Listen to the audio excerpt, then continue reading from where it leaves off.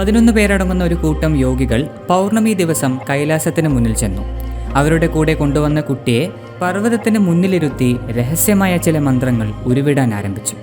ഏതാനും മണിക്കൂറുകൾ കഴിഞ്ഞപ്പോൾ ഒരു ഇടിമിന്നൽ പോലെ അഘോര രൂപത്തിൽ ശിവൻ പ്രത്യക്ഷനായി. ആ കുട്ടിയുടെ കഴുത്തിൽ ശക്തമായി സ്പർശിച്ച് അവൻ്റെ 7 ചക്രങ്ങളെയും പൂർണ്ണമായും ഉണർത്തിയെടുത്തു. ഇപ്പോൾ കേട്ടത് വെറും ദീക്ഷയല്ല, സാക്ഷാൽ ശിവനെ തന്നെ ആവാഹിച്ച് മഹായോഗികൾ മാത്രം സ്വീകരിക്കുന്ന ഒരു സീക്രട്ട് മെത്തഡ്.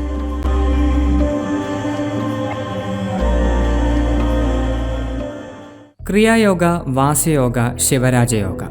നിങ്ങളുടെ 7 ചക്രങ്ങളും ഏറ്റവും ചുരുങ്ങിയ സമയത്തിൽ ആക്ടിവേറ്റ് ചെയ്യുന്ന 3 യോഗ വിദ്യകളാണ് ഇവ. മറ്റു യോഗപാതകൾ ആദ്യം ശരീരത്തെയും മനസ്സിനെയും പാകപ്പെടുത്തി ഏറ്റവും അവസാനമേ 7 ചക്രങ്ങളെയും ആക്ടിവേറ്റ് ചെയ്യാറുള്ളൂ.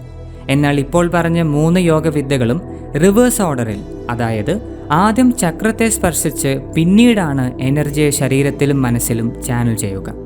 അതുകൊണ്ട് തന്നെ ഇത്തരം യോഗവിദ്യകൾ നിങ്ങൾ സ്വന്തമാക്കിയാൽ ഈശ്വരനെ പോലും ഇഷ്ടരൂപത്തിൽ പ്രത്യക്ഷപ്പെടുത്താനും വൈഖരി രൂപത്തിൽ ആ ദേവതയോട് സംസാരിക്കാനും സിദ്ധിയുണ്ടാകും.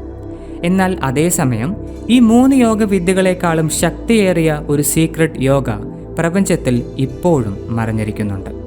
ശരീരത്തെയും മനസ്സിനെയും സ്പർശിക്കാതെ സാക്ഷാൽ ശിവനെ തന്നെ കൈലാസത്തിൽ പ്രത്യക്ഷപ്പെടുത്തി വെറുമൊരു സ്പർശം കൊണ്ട് നിങ്ങളുടെ 7 ചക്രങ്ങളെയും ഉണർത്തുന്ന ഏറ്റവും നിഗൂഢമായ യോഗവിദ്യ രുദ്രയോഗ.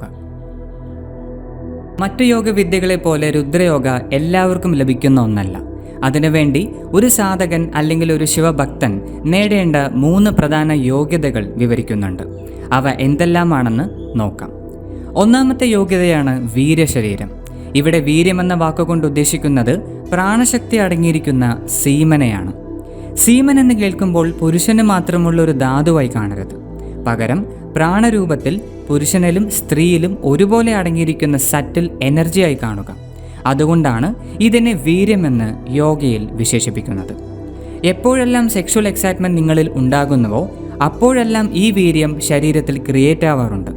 ഭൂരിഭാഗം വ്യക്തികളും ഈ എനർജിയെ സെക്സിൻ്റെ രൂപത്തിലോ മാസ്റ്റർബേഷൻ്റെ രൂപത്തിലോ നഷ്ടപ്പെടുത്താറാണ് പതിവ്. എന്നാൽ ചില സാധകർ ഈ എനർജി ശരീരത്തിൽ വരുന്ന നിമിഷം തന്നെ ചില ബ്രീത്തിങ് ടെക്നിക്സ് ഉപയോഗിച്ച് ലോവർ ബോഡിയിൽ നിന്നും സുഷുമ്ന നാഡിയിലൂടെ ശിരസിലുള്ള ബിന്ദുചക്രത്തിൽ എത്തിക്കും.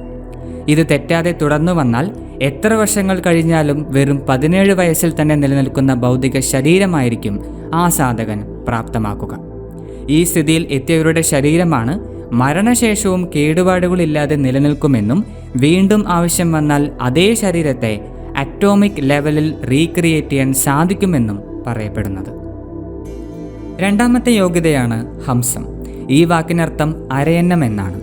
പുരാണങ്ങളിൽ പാലിൽ വെള്ളം കലർത്തി അരയന്നത്തിന് നൽകിയാൽ അതിൽ നിന്നും പാൽ മാത്രം വേർതിരിച്ച് കുടിക്കാനുള്ള എബിലിറ്റി അരയന്നത്തിനുണ്ടെന്നാണ് കാവ്യാത്മകമായി പറയാറുള്ളത്.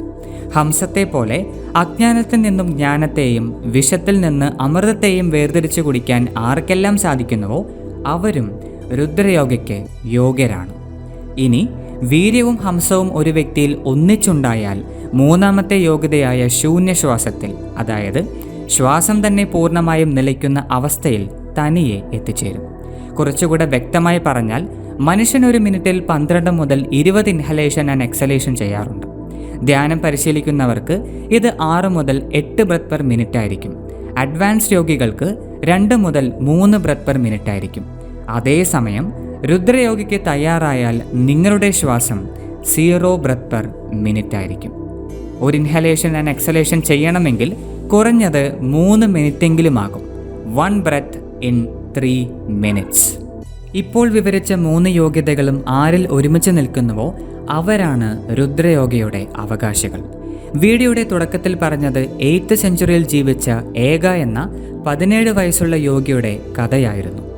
ഈ യോഗി തൻ്റെ ജന്മലക്ഷ്യം പൂർത്തീകരിക്കാൻ അടുത്ത ജന്മം അതിക്ബലൻ എന്ന പേരിൽ ഉടുപ്പിയിലെ രാജകുമാരനായി വീണ്ടും ജനിച്ചു. ആ യോഗിയുടെ കഥയാണ് ശിവരാത്രിക്ക് പോസ്റ്റ് ചെയ്ത ഈ വീഡിയോ. ചുരുക്കി പറഞ്ഞാൽ ഏക, ആദി ആൻഡ് കേശി എല്ലാം ഒരേ യോഗിയുടെ 3 ജന്മങ്ങളാണ്. നിങ്ങളുടെ ആത്മാന്വേഷണം തീവ്രമാണെങ്കിൽ ഏത് സാഹചര്യത്തിലും യോഗപാതയെ വിടാതെ പിന്തുടരാൻ ധൈര്യമുണ്ടെങ്കിൽ രുദ്രയോഗ നിങ്ങൾക്കും അവകാശപ്പെടുന്ന ഒന്നാണ്. ഇതൊരു അന്ധവിശ്വാസമല്ല, നൂറ്റാണ്ടുകൾ കടന്നു വന്ന ഒരു രുദ്രയോഗിയുടെ വാഗ്ദാനമാണ്.